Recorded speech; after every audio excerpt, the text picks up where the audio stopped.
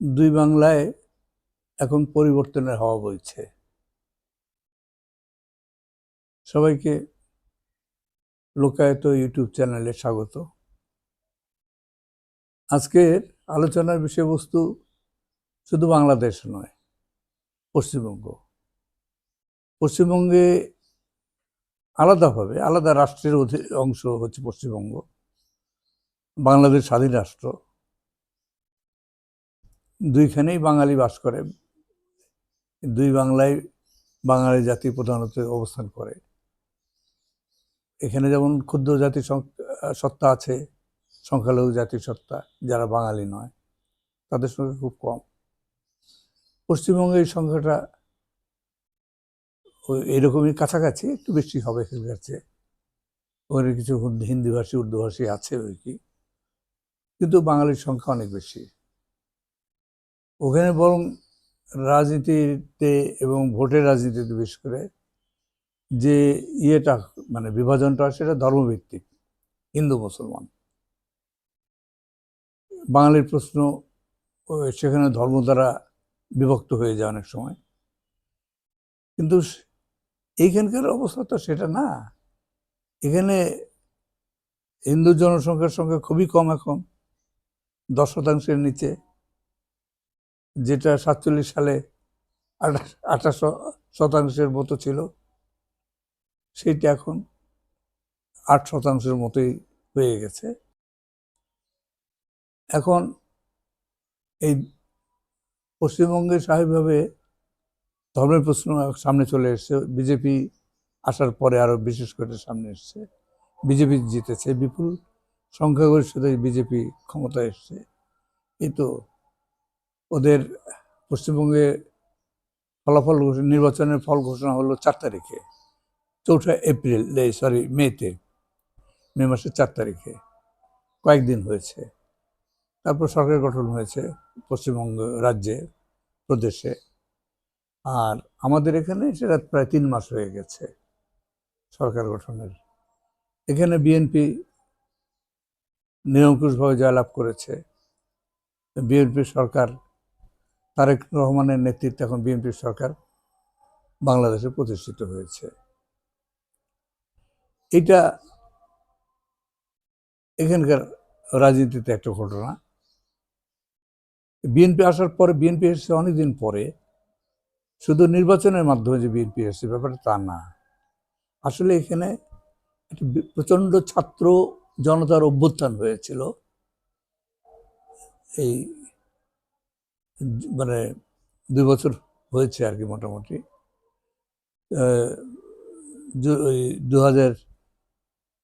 2024 জুলাই আগস্টে যে অভ্যুত্থানটা হয়, ছাত্র জনতার অভ্যুত্থান, সেই অভ্যুত্থানে আওয়ামী লীগ নেত্রী শেখ হাসিনা তার দলবল নিয়ে ভেগে গেছে, দেশ থেকে পালিয়েছে যান বাঁচানোর জন্য।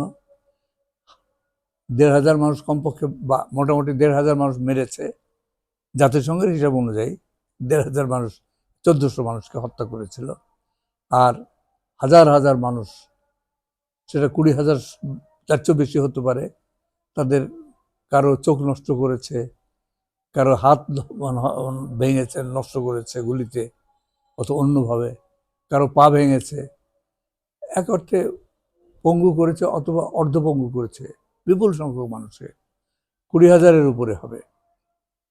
শেষ পর্যন্ত প্রাণ নিয়ে পালিয়েছে হাসিনা দেশ থেকে। তার এইভাবে তার 16 বছর প্রায় যে লুটের রাজত্ব কায়েম করেছিল, সেই রাজত্ব শেষ হয়েছে। এটা একটা খুব বড় ধরনের ঘটনা এদেশের জন্য। তারপরে অন্তর্বর্তী সরকার হিসাবে প্রফেসর ইউনূস দায়িত্ব নিয়েছিলেন, অন্তর্বর্তী সরকার প্রধান হিসেবে দায়িত্ব নিয়েছিলেন।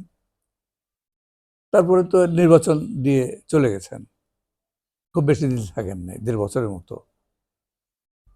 তারপরে এই প্রায় 3 মাস হয়ে গেল তারেক রহমানের সরকার ক্ষমতা আছে।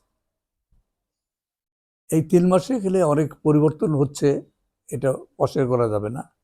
ব্যাপক পরিবর্তন আরও বাকি আছে অনেক, সেগুলো কতটা হবে দেখবার বিষয়, কিন্তু হয়েছে পরিবর্তন, বিভিন্ন ক্ষেত্রে পরিবর্তন হচ্ছে, আরও অনেক পরিবর্তনের প্রয়োজন আছে। সেগুলো আমরা আমি অন্তত সেই প্রয়োজনের প্রশ্নগুলো বিভিন্ন সময় তুলেছি, বলার চেষ্টা করেছি। আজকে কিছুটা হলো বলবো। তবে এর আগে পশ্চিমবঙ্গের প্রসঙ্গটা শেষ করি। পশ্চিমবঙ্গের এই নির্বাচনের গুরুত্ব আমাদের জন্য খুব বেশি। আমাদের এখানকার রাজনীতির এবং গতিধারার গুরুত্ব যেমন পশ্চিমবঙ্গের জন্য যথেষ্ট, প্রভাব ফেলে এখনকার রাজনীতির গতিধারার উপরে। গোটা ভারতের রাজনীতিতে প্রভাব ফেলে কম বেশি। তো ভারত বিশাল দেশ, আর একটা অন্য প্রসঙ্গ সেটা। তো পশ্চিমবঙ্গের রাজনীতিতে এর প্রভাব আছে, আমাদের দেশের রাজনীতির প্রভাব পড়ে পশ্চিমবঙ্গে, ভালোভাবে পড়ে। আর পশ্চিমবঙ্গের রাজনীতির প্রভাবটা আমাদের দেশের উপরে ভালোভাবে পড়ে। আমরা একই জাতির অন্তর্ভুক্ত, বাঙালি জাতি। ধর্মের প্রশ্নে যতই ভিন্নতা থাক, রাষ্ট্রীয়ভাবে বা রাজনৈতিকভাবে ভিন্নতা থাকতে পারে, কিন্তু আমরা একই জাতির অন্তর্ভুক্ত। সুতরাং এখানে পশ্চিমবঙ্গের রাজনীতি আমাদের জন্য যেমন প্রাসঙ্গিক, তেমনি আমাদের দেশের রাজনীতির গতিধারাও বা রাজনীতিও পশ্চিমবঙ্গের জন্য প্রাসঙ্গিক হতে পারে, এটি স্বাভাবিক। তো এখন পশ্চিমবঙ্গ বেশ কিছু পরিবর্তন দেখা যাচ্ছে, অনেক পরিবর্তনই হচ্ছে। ওখানে 15 বছর ধরে তৃণমূল এবং তৃণমূলের নেতৃত্বাধীন যে সরকার ছিল, মমতা ব্যানার্জির সরকার, এটা একটা লুটেরা, লুম্পেন এবং লুটেরাদের সরকার ছিল।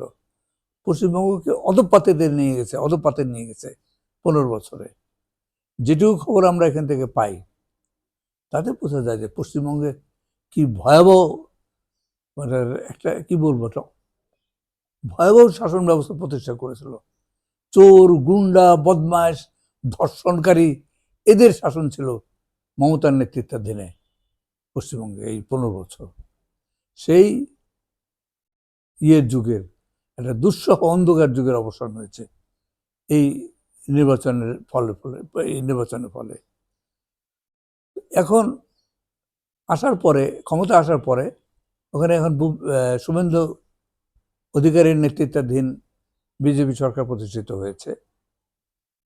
তারা কিছু কাজ করছে যেগুলো নিয়ে ভালো মন্দ বিভিন্ন ধরনের প্রতিক্রিয়া বিভিন্ন জন ব্যক্ত করবে, এটি স্বাভাবিক। তা আমার কাছে যেটা গুরুত্বপূর্ণ মনে হয়েছে, পশ্চিমবঙ্গ সরকার বেশ কিছু পদক্ষেপ দিচ্ছে যেগুলো গুরুত্বপূর্ণ সেখানকার জন্য। আমরা এখান থেকে দেখব এর মধ্যে কিছু আমাদের চোখে বিশেষ করে যেগুলো পড়ে তাৎক্ষণিকভাবে, যেমন ধর্মীয় কিছু রীতিনীতির ব্যাপারে পদক্ষেপ দিয়েছে। এই যে রাস্তা বন্ধ করে, শুক্রবারে রাস্তা বন্ধ করে নামাজ পড়ে রাস্তার উপরে, তারপরে এটা বন্ধ করে দিয়েছে। মসজিদ আছে, নামাজের জায়গা আছে, ধর্ম পালনের জায়গা আছে, সেখানে করবে। আরেকটা হচ্ছে এই যে মাইক দিয়ে আজান, এটা যে কতখানি একটা পরিবেশ দূষণকারী, শব্দ দূষণকারী একটা পদ্ধতি। মাইক আগের যুগে আজান দিত খালি মুখে, এগুলো আমরা তো ছেলেবেলায় দেখেছিলাম। এখন সেখানে মাইক দিয়ে আজান দেয়, মাইক দিয়ে ওয়াজ করে, এবং মাইক দিয়ে কত ভয়ঙ্কর একটা সমস্যা তৈরি করতে পারে। আমি একটা অভিজ্ঞতা আমার নিজের দিই, বেশ কয়েক বছর আগের কথা। আমি ওই পুরাতন ঢাকার ভিতরের দিয়ে পায়ে হেঁটে আসছিলাম আরমানি টোলার ওই দিক দিয়ে। তো সেই সময় একটু মহল্লার মধ্যে ঢুকেছিলাম। তা হচ্ছিল, ওয়াজ হচ্ছিল, মাইক ভেতরে। আমি যখন গলির ভেতরে ঢুকলাম তখন কি ভয়ঙ্কর আওয়াজ অনেক দূর থেকে, বোধ হয় মাইলখানেক বৃত্ত নিয়ে ওই জেলখানার, তখন যেটা পুরাতন জেল, কেন্দ্রীয় জেল যেটা ছিল, তার পাশ পর্যন্ত ভেতরে অনেক দূর রাস্তা। এই মাইল বোধহয় 1 মাইল ব্যাসার্ধের ইয়েতে কতগুলো মাইক যে দিয়েছিল। আর আমার তো আমার নিজের খুব কষ্ট হচ্ছিল যে চতুর্দিক থেকে মাইকের শব্দ আসছে, কারণ বাড়ি খাচ্ছে, একদিকের মাইক ওর মুখ ওই দিকে, আর এদের ওপাশে একটা মাইক, সেটার মুখ আবার এইদিকে, এদের একটা জায়গা ঘিরে 4-5টা বোধহয় মাইক, আর কি প্রচণ্ড আওয়াজ। আমার খুব কষ্ট হচ্ছিল বাচ্চাদের কথা মনে করে। এই অবোধ শিশুরা, এরা তো মানসিক প্রতিবন্ধী হয়ে যাবে, শারীরিক প্রতিবন্ধী হবে এই মাইকের অত্যাচারে। এই ঘন্টার পর ঘন্টা চলছে মাইক, ঘন্টার পর ঘন্টা, কখন শেষ হয়েছে হবে সে মাইক আমি তো জানি না। তো যতক্ষণ ওয়াজ চলবে, ওর চলবে, মানে ভাষণ চলবে, ততক্ষণ ওটা ওই মাইকের আওয়াজ শুনতে হবে মানুষকে। এবং বৃদ্ধ যারা, তারপরে যারা রুগ্ন রোগী, তাদের কথাও মনে হচ্ছিল। এদের কারো বলার সাহস হবে না তো, ধর্ম তো কে বলে। শুভেন্দু অধিকারী একটা ভালো কাজ করেছে, সে মাইক এই শব্দ দূষণের যে পদ্ধতিটা বন্ধ করে দিয়েছে। ধর্মকর্ম করবে এমনি করবে, ইয়েও নাই, ওই কীর্তনও করা যাবে না, মাইক দিয়ে যে কীর্তন, হিন্দুরা যে কীর্তন গাইবে, মাইক ব্যবহার করা যাবে না। এটা খুব ভালো হয়েছে, আমার কাছে খুব ভালো লেগেছে। এখানে এটা তো আমরা কখন করতে পারবো আমরা জানি না, বা কে করবে আমি জানি না, কিন্তু এই যে একটা শব্দ দূষণ, এটা শুধু শব্দ দূষণ, এটা পরিবেশ দূষণ বটে, এবং খুব আমার কাছে অমানবিক একটা ব্যবস্থা মনে হয়। কোনো সভ্য দেশে এরকম হতে পারে না। তারপরে যে যত তত গরু জবাই করা, কি নৃশংস একটা মানে পদ্ধতি। এটাও যত তত্ত্ব করা যাবে না, নির্দিষ্ট জায়গায় থাকবে, সেইখানে গরু জবাই হতে পারে, ধর্ম পালন হতে পারে।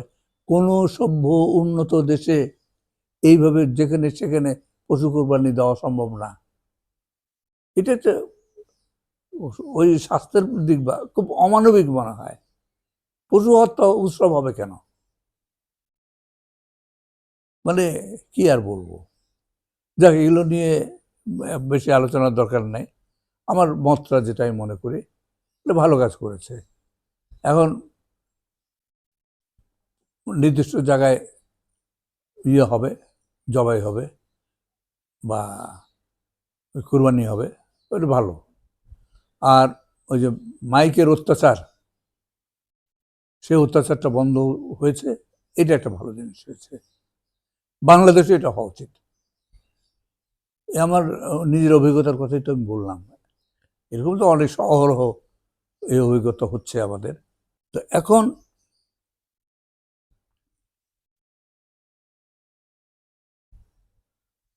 যে কথা বলছিলাম, যে পরিবর্তন, এইটুকু পরিবর্তন যথেষ্ট না, আরো পরিবর্তন সেখানে হচ্ছে, আরো ঘটনা ঘটছে।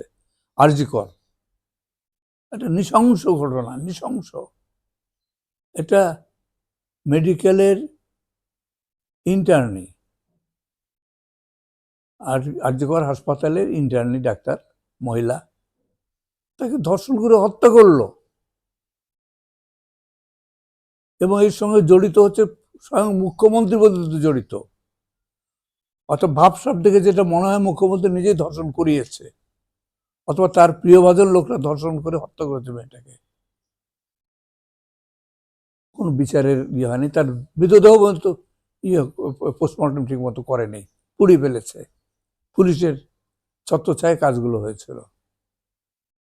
এবং পুলিশ মন্ত্রী তো তখন তো মুখ্যমন্ত্রী মমতা বন্দ্যোপাধ্যায় ছিল, এবং পুলিশ মন্ত্রীও ছিল। সে হচ্ছে এই কাজের নায়ক। সে কি এক শাসন দেখিয়েছিল মমতা ব্যানার্জি। এই ছিল পশ্চিমবঙ্গের অবস্থা। এখন শুভেন্দু এসেছেন, এর বিচার হবে। এর মধ্যে 3 জন পুলিশ কর্মকর্তাকে সেখানে করা হয়েছে, সাসপেন্ড করা হয়েছে। আমার মনে হয় যথেষ্ট, এদের মানে হয়েও যাচ্ছে, এখনই জেলে ঢুকিয়ে দেওয়া উচিত এদেরকে। এবং আরো অনেকে জড়িত, যারা জড়িত তাদের সবাইকে। এবং এই বিশেষ করে আরজি কর কাণ্ড, এটা একটা বিশাল ঘটনা। এটা আমাদেরকে খুব নাড়া দিয়েছিল, সারা পৃথিবীর মানুষকে এটা নাড়া দিয়েছিল। মেয়েটির অপরাধ হচ্ছে সে ওই হাসপাতালে দুর্নীতি হতো, যে দুর্নীতির সঙ্গে মমতা ব্যানার্জি নিজেও জড়িত ছিল। তাহলে তার এত আগ্রহ কেন এটাকে দামা যাওয়ার জন্য? ওখানে স্তরে স্তরে লুটপাট হতো, চুরি হতো, এইটা সে জেনেছিল মহিলা। ওই হাসপাতালে কাজ করছিল সেই সময়। এইটা নিয়ে সে হয়তো কোথাও মন্তব্য করেছিল বা ফাঁস করে দেবে ঘটনাগুলো, হয়তো এটা জেনেছিল, সেইভাবেই জেনেছিল, তথ্য ছিল তার কাছে, মেরে ফেলেছিল তাকে। তাকে তার ধর্ষণ করেছে, পঙ্গু করে দিয়েছে, মেরে ফেলেছে। যাই হোক, এখন সব ধামাচাপা পড়েছিল, এখন ফাইল ওপেন করা হয়েছে, এখন কাজ শুরু হয়েছে। আশা করি যে এর একটা প্রতিকার হবে। এইভাবে আরও কিছু ঘটনা আছে পশ্চিমবঙ্গের ক্ষেত্রে বলতে গেলে, যেটা মানে এই সরকার, নতুন যে সরকার আছে তারা পদক্ষেপ দিয়েছে। আর আমার কাছে যেটা মনে হয়েছে, এরা বিজেপি বর্তমান সরকার পশ্চিমবঙ্গে যারা আছে তারা ওই ধর্মোন্মাদ না, আমার কাছে এটা মনে হয়েছে। ধর্মোন্মাদ মনে হয়নি আমার কাছে। ধর্মের প্রতি তাদের দুর্বলতা থাকতে পারে, সেটা নিয়ে সমালোচনা থাকতে পারে, আমার নিজের আছেও, কিন্তু তারা যে কাজগুলো করছে এগুলো খুব প্রয়োজন। কিছু কাজ তো আমি বলবো, আমি যেগুলোর কথা উল্লেখ করলাম এগুলো খুব প্রয়োজন ছিল। এবং পশ্চিমবঙ্গকে সবচেয়ে বড় কথা হচ্ছে যে ধ্বংসের অতল গহ্বরে নিক্ষেপ তলি দিয়েছিল মমতা ব্যানার্জি, মমতা বন্দ্যোপাধ্যায়, সেই জায়গা থেকে পশ্চিমবঙ্গে উঠে আনার কাজটা শুরু হয়ে গেছে, একটু বলা যেতে পারে। কত সফল সবাই না হবে সেটা ভিন্ন জিনিস। এখন বাংলাদেশের প্রসঙ্গে আসি। বাংলাদেশে কি অবস্থা? প্রতিদিনই এখানে ধর্ষণ হচ্ছে, ওখানে খুন হচ্ছে, ধর্ষণ করে খুন করছে, বাচ্চা মেয়েদের পর্যন্ত ধর্ষণ করে হত্যা করা হচ্ছে। 7 বছর 8 বছর বালিকাদের ছাড়া হচ্ছে না। কি হয়? বিচার কিছু ক্ষেত্রে হচ্ছে, বিচার মানে তো 8 বছর 10 বছর ধরে বিচার চলবে, সব শেষ হয়ে যাবে, কে সাক্ষী থাকবে, কে কি থাকবে, এইভাবে এগুলো চলে। এই যে 52-54 বছর, 54-55 বছর ধরে বাংলাদেশকে যে জায়গায় নেওয়া হয়েছে 71-এর পর থেকে, কি স্বাধীনতা যুদ্ধের কোন প্রত্যাশা পূরণ হয়েছে আমাদের? স্বাধীনতা যুদ্ধ যারা না তারা স্বাধীনতা যুদ্ধের নেতা হয়ে গেছে। হ্যাঁ, স্বাধীনতা যুদ্ধ তারা করেছে, যখন পাকার বিধ হওয়া করেছে তখন আওয়ামী লীগ জেলে ভারতে দৌড় দিয়েছে। ওদের স্বাধীনতা রাজনীতি ওই পর্যন্তই, ওই কিন্তু এই তো শুরু। তার আগে পর্যন্ত রাজনীতির স্বাধীনতার কথা কেউ বলেছিল? এরা যা বলেছিল বামপন্থীরা বলেছিল, বিশেষ আমাদের প্রজন্মের তরুণরা 1970 সালে পল্টন ময়দানে ছাত্র ইউনিয়ন থেকে স্বাধীনতার ঘোষণা করা হয়েছিল, দেওয়া হয়েছিল। স্বাধীনতার 11 দফা কর্মসূচি, স্বাধীন পূর্ব বাংলার 11 দফা কর্মসূচি 1970 সালের 22 ফেব্রুয়ারি তারিখে পল্টন ময়দানে। এগুলো কি ইতিহাস, মানে যারা ইতিহাস চর্চা করে তাকে কি এগুলো তুলে ধরে? কয়জন তুলে ধরে? এগুলো তুলিয়ে দেওয়া হয়েছে। এই ইতিহাস, এই ছাত্ররা, এই তরুণরা স্বাধীনতা রাজনীতিকে সারা দেশে বিস্তৃত করেছিল। তাদেরই সংগ্রাম এবং আত্মদানের ফল হচ্ছে 71-এর যুদ্ধ। নাহলে আওয়ামী লীগের কোথায় স্বাধীনতা যুদ্ধের রাজনীতি ছিল? ওদের স্বাধীনতা চিন্তাই করে নেই। ওরা পাকিস্তানের রাজনীতি করতে চেয়েছিল, পাকিস্তানের প্রধানমন্ত্রী হতে চেয়েছিলেন শেখ মুজিব, এবং তার দল সেই রাজনীতি তো করেছিল। হয়ে গেল, এখন যুদ্ধের রাজনীতি ছড়িয়ে গেছে, পাকার মেয়েও আপোষ করতে রাজি ছিল না, আক্রমণ করেছে, এরা জেলে দৌড় দিয়ে স্বাধীনতা যুদ্ধ হয়ে গেল। মানে একটা ধাপ্পা প্রতারণা। ঠিক আছে, স্বাধীনতা যুদ্ধ হলো, তাহলে করণীয়টা কি? যারা স্বাধীনতা যুদ্ধের প্রকৃত রাজনীতিটা দেশে গড়েছিল তাদের স্বীকৃতি দেওয়া, তাদের নেতৃত্ব গ্রহণ করে নেওয়া। যেহেতু তারা ওই জায়গায় গিয়েছে, তাদের রাজনীতিটাই গ্রহণ করেছে, সুতরাং নেতৃত্বে তাদেরকে নেওয়া উচিত ছিল। সে কাজ করেছে আওয়ামী লীগ। এটা একটা ধান্দাবাজ প্রতারকের পার্টি। এরা কি রাজনীতি এরা করে হয়তো লুটপাট করার জন্য, খাওয়ার জন্য লুটপাট। 56-57 সালে ক্ষমতায় গিয়ে সোহরাওয়ার্দী শেখ মুজিব লুটপাট করেছিল না? লুটপাটের জন্য 21 দফাকে পর্যন্ত বিসর্জন দিল, স্বায়ত্তশাসনের প্রশ্নকে বিসর্জন দিল, স্বাধীন জোট নিরপেক্ষ পররাষ্ট্রনীতি যেটা আওয়ামী লীগের কর্মসূচি ছিল সেটাকেও বিসর্জন দিল। এদের তো ক্ষমতায় যাওয়া উদ্দেশ্য একটাই, লুটপাট করা। হাসিনা করে দেখিয়েছে কিভাবে লুটপাট করতে পারে। 16-17 বছর, প্রায় 16 বছর তো সে ডাইরেক্টলি ক্ষমতা ছিল।